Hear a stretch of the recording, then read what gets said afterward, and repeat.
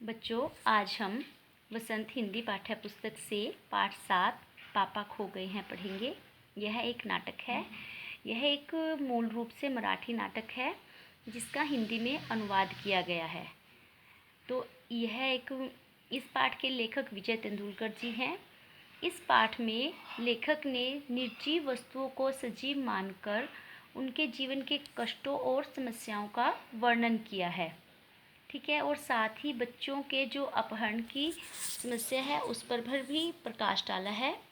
जब नाटक आरंभ होता है, रात का समय है। उस समय सड़क पर खड़ा एक खंबा, एक पेड़, लेटर बॉक्स तथा दीवार पर एक फिल्मी पोस्टर है जिस पर नाचती हुई मुद्रा मतलब स्थिति में मुद्रा बोलते हैं उसको, एक लड़की का चित्र है। नाटक में खंबे और वृक्ष की आपसी बातचीत से पता चलता है कि उनको रात की अपेक्षा जो है दिन का समय अच्छा लगता है, क्योंकि दिन के समय चहल पहल होती है, सभी लोग घूमते हैं। खंबा एक स्थान पर खड़ा हुआ अत्यंत खिन्न है, किंतु वृक्ष उसे बताता है। जो खंबा है वह उदास होता है कि वह एक ही जगह खड़ा है, मनुष्य की तरह घूम फिर नहीं सकता। तो वृक्ष उसको कहता है कि तुम तो मेरे बाद में आए, मैं तो तुमसे पहले यहाँ पर था, मेरा तो जन्म भी यहीं पर हुआ, जब मैं यहाँ पर बिल्कुल अकेला था। फिर मेरे पास सड़क बनी और सड़क के किनारे उस पर तुम्हें लगाया गया।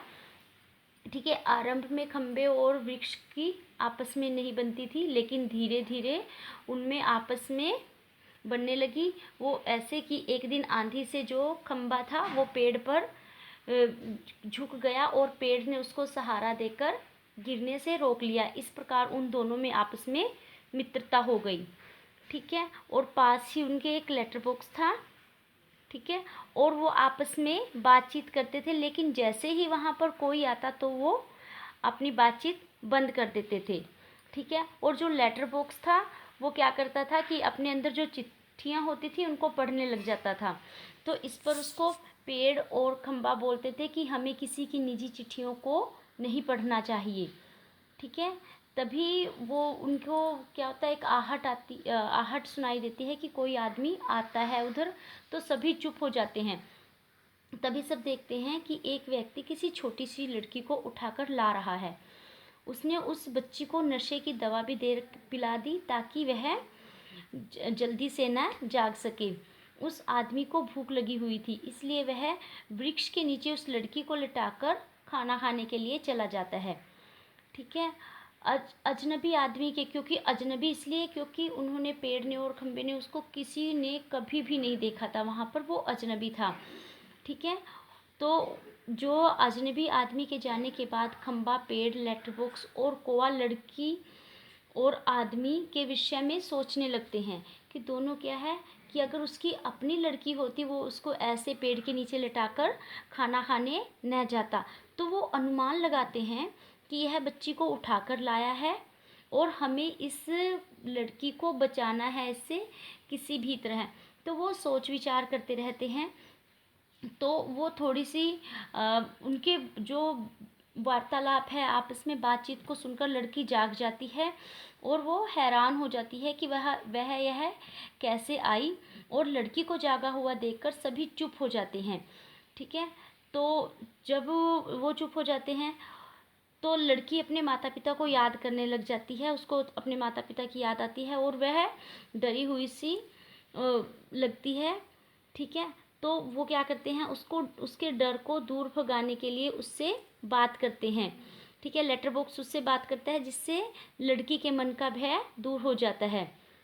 ठीक है। और वह उसका विश्वास जीतता है और उससे पता पूछता है, लेकिन लड़की बहुत छोटी होती है, वह अपना पता नहीं बता सकती। इससे वो सभी दोबारा परेशान हो जाते हैं कि कैसे इस लड़की को बचाया जाए। इसी बीच वह आदमी आ जाता है और लड़की को पेड़ अपने पीछे छुपा लेता है। आदमी उसको ढूंढ ढांढ कर चला जाता है, वह लड़की उसको नहीं मिलती। ठीक है। कुछ देर के पश्चात जो वो दोनों निश्चय करते हैं कि कल सुबह जब होगी, जो खंबा है वह पेड़ पर झुक जाएगा और जो कौवा है वो काँव काँव की आवाज़ करके लोगों का ध्यान आकर्षित करेगा और लेटर बॉक्स एक संदेश लिखेगा कि पापा खो गए, जिससे और लड़की पास में खड़ी होगी, जिससे सभी को पता चलेगा कि इस लड़की के पापा खो गए हैं और वह अपने अपने ढंग से उसको ढूंढने का प्रयास करेंगे। ठीक है, तो अगले दिन वो वैसा ही करते हैं और लोगों का ध्यान अपनी ओर आकर्षित करते हैं। और उसके बाद सभी लोग जब सुबह होती है सभी लोग वहाँ पर इकट्ठा होते हैं और यह देखकर सोचने लगते हैं कि इस लड़की को उसके घर कैसे पहुँचाया जाए।